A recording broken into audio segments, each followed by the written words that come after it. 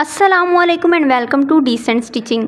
आज lesson number 7 में मैं आपके साथ फर्शी शलवार की बहुत आसान कटिंग और स्टिचिंग शेयर करूंगी। मैंने यहाँ पर 2.5 मीटर फैब्रिक लिया है जितना नॉर्मल शलवार के लिए होता है। फैब्रिक को आपने इस तरीके से 4 फोल्ड करते हुए प्रेस कर लेना है। ये मीडियम साइज़ की शलवार है जिसकी टोटल लंबाई 37 इंच है।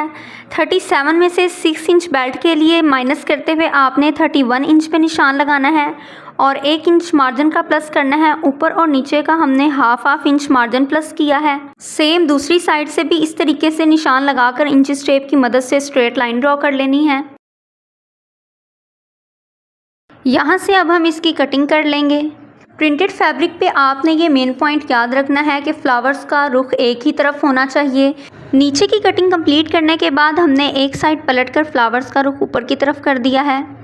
अब हमने इसकी टोटल चौड़ाई का साइज़ लेना है। मीडियम साइज़ में टोटल चौड़ाई 17 इंच तक होती है, तो फर्शी शलवार के लिए हमने इसमें 5 इंच प्लस कर देने हैं। सिंपल सा फार्मूला है कि जितना आपकी नॉर्मल शलवार का घेर है, फर्शी शलवार सिलाई करने के लिए आपने उसे 5 इंच बढ़ा देना है। इस फैब्रिक की टोटल चौड़ाई 17 इंच है, तो इस तरह 5 इंच आगे तक बढ़ा के हम निशान लगाएंगे और एक निशान हमने बिल्कुल फैब्रिक के साथ लगा देना है। ये निशान लगाने के बाद हम पैंचे का साइज़ लेंगे। फर्शी शलवार का नॉर्मल पैंचा 9.5 इंच तक तैयार होता है। ये आपकी चॉइस पे डिपेंड करता है, आप इससे कम या ज़्यादा भी कर सकते हैं। हाफ इंच मार्जिन का प्लस करते हुए 10 इंच पे मैंने ये निशान लगाया है। लंबाई लेते वक्त भी हमने नीचे के लिए हाफ इंच मार्जिन प्लस किया था। यहाँ पे भी आपने स्ट्रेट लाइन ड्रॉ कर लेनी है। अब यहाँ पर इस तरीके से इंच टेप को तिरछा रखते हुए 20 इंच पे आपने निशान लगाना है। 2 निशान जो हमने पहले लगाए थे, इसमें पहले निशान के बिल्कुल बराबर इस तरीके से आपने फैब्रिक को सेट करते हुए रखना है और साइड की कटिंग कर लेनी है। नॉर्मल शलवारों में ये होता है कि जो पीस यहाँ से कटिंग होता है उसे ऊपर की साइड पे रख के हम शलवार का घेर बढ़ा लेते हैं, लेकिन फर्शी शलवार के लिए आपने इस तरह नहीं करना, बल्कि नीचे का जो फैब्रिक बचा था इसमें से पहले हम बेल्ट की कटिंग करेंगे और बाद में यहाँ के जॉइंट की कटिंग करेंगे। बेल्ट की लंबाई हमने 6 इंच पे तैयार रखनी है। फैब्रिक को इस तरीके से फोल्ड करते हुए हम निशान लगाएंगे।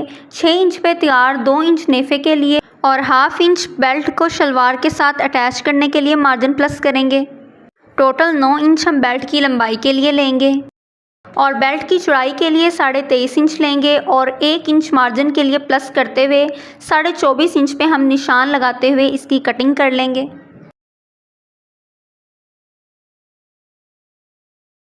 साइड से भी हम बेल्ट को ओपन करेंगे और फ्लावर्स का रुख एक तरफ करेंगे। बेल्ट की कटिंग कंप्लीट हो चुकी है। अब 2.5 मीटर में से जो फैब्रिक बचा है इसमें से हम यहाँ के जॉइंट की कटिंग करेंगे। इस फैब्रिक की जिसकी चौड़ाई कम है इसे पैंचा पट्टी के लिए रखेंगे और दूसरे वाले को डबल फोल्ड करते हुए 4 फोल्ड करेंगे और इस तरह यहाँ पे सेट करेंगे। निशान से ये 1 इंच पीछे है। फैब्रिक की चौड़ाई 1 इंच कम हो रही है तो मैं इसे इतना ही रखूँगी, आप 5 इंच तक भी कर सकते हैं। इस तरह बेल्ट को नेफे की फोल्डिंग के साथ सेट करते हुए रखना है। 6 इंच इसकी लंबाई है। हाफ इंच मार्जिन के हिसाब से हमने बेल्ट को ऊपर रखा है। अब यहाँ से हमने क्रोच का साइज़ लेना है, इसे आसन भी बोलते हैं। क्रोच 14.5 इंच पे तैयार है, तो हाफ इंच मार्जिन प्लस करते हुए 15 इंच पे हम निशान लगाएंगे और इस तरह से शेप ड्रॉ करते हुए कटिंग कर लेंगे। बेल्ट पे भी हाफ इंच मार्जिन पे कट लगा लेंगे, इस तरह सिलाई करने में आसानी हो जाएगी और जॉइंट्स को साइड से ओपन कर लेंगे।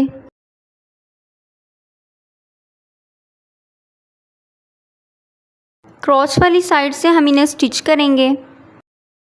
ये आप देख सकते हैं ये स्टिच हो चुके हैं। अब आपने शलवार की एक साइड को उठाते हुए इसके साथ जॉइंट को स्टिच करना है, फिर दूसरी साइड के साथ स्टिच करना है।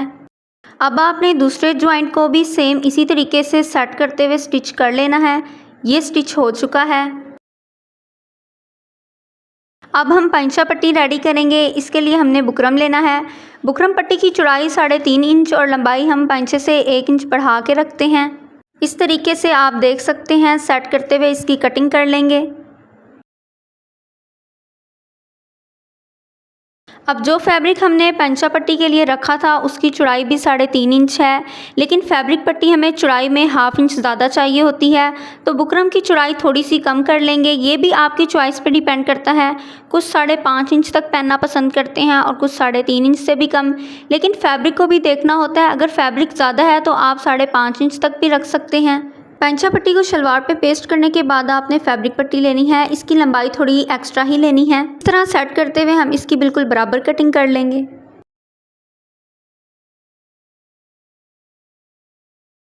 अब हम इसे स्टिच करेंगे। स्टार्टिंग से आपने पक्का करना है और बुकरम पट्टी के साथ साथ सिलाई लगानी है। बुकरम पट्टी के ऊपर सिलाई नहीं लगानी, साथ साथ लगानी है। और इस तरीके से फैब्रिक पट्टी को टर्न करने से पहले इस तरह सिंगल फोल्डिंग में स्टिच कर लेना है और फिर आपने इसे पलटने के बाद अच्छे से प्रेस कर लेना है। प्रेसिंग के बाद आप इसकी नीटनेस देख सकते हैं। वीडियो को आपने फुल वॉच करना है। बिगनर्स के लिए ये वीडियो बहुत हेल्पफुल है। मैं एक एक पॉइंट एक्सप्लेन कर रही हूँ ताकि आपको अच्छे से समझ आ सके। इस तरह पंचे पे आपने एक पैर के मार्जिन के हिसाब से सिलाइयाँ लगानी हैं। अगर लेसन नंबर 2 की आपने प्रैक्टिस की है तो फिर तो आपको ये सिलाइयाँ लगाने में बहुत मज़ा आने वाला है। सिलाइयाँ आपकी बिल्कुल सीधी होंगी, थोड़ी सी भी सिलाई टेढ़ी नहीं होगी।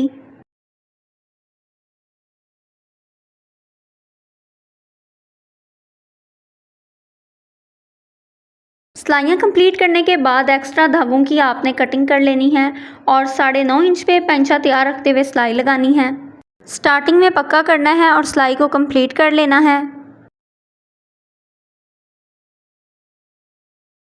पंचे हमारे रेडी हो चुके हैं और बहुत ही फिनिशिंग के साथ रेडी हुए हैं। अब यहाँ से हमने प्लेट्स डालने हैं। इस तरह सेट करते हुए 4 इंच पे आपने निशान लगाना है और कट लगा देना है। अब इसे ओपन करते हुए प्लेट्स डालना स्टार्ट करेंगे। यह आप देख सकते हैं कि प्लेट सिर्फ ऊपर के फैब्रिक पे डल रहे हैं। पिंस लगाते हुए आपने अच्छे से सेट कर लेना है। इस तरह 4 इंच के प्लेट्स डालने के बाद आपने 1-1 इंच पे ये दोनों तरफ से प्लेट्स डालते हुए पिंस लगा लेनी है और बेल्ट के बराबर करना है। बैक साइड से भी आपने 2-2 प्लेट्स डाल लेने हैं।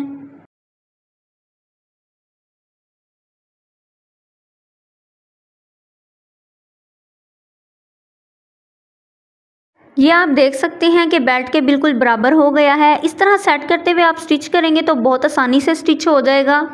दोनों की रफ साइड्स ऊपर की तरफ होंगी और राउंड में हमने स्टिच कर लेना है। बेल्ट साथ स्टिच हो चुका है, आप देख सकते हैं। अब यहाँ पे आपने टॉप स्टिच कर लेना है। कॉर्नर पे सिलाई लगा लेनी है। मीडियम साइज़ के लिए 13 इंच डबल फोल्डिंग के साथ इलास्टिक लिया है और यहाँ से स्टिच कर लिया है। इलास्टिक की टोटल लंबाई 26 इंच है। इलास्टिक लगाने से पहले आपने सिंगल फोल्डिंग में नेफे का फैब्रिक स्टिच करना है इस तरीके से। फिर आपने इलास्टिक को इस तरह सेट करते हुए रखना है और सिलाई लगा लेनी है। सिलाई लगाते हुए आपने ध्यान रखना है कि सिलाई इलास्टिक के ऊपर नहीं लगनी चाहिए। इस तरीके से आपने सिलाई कंप्लीट कर लेनी है।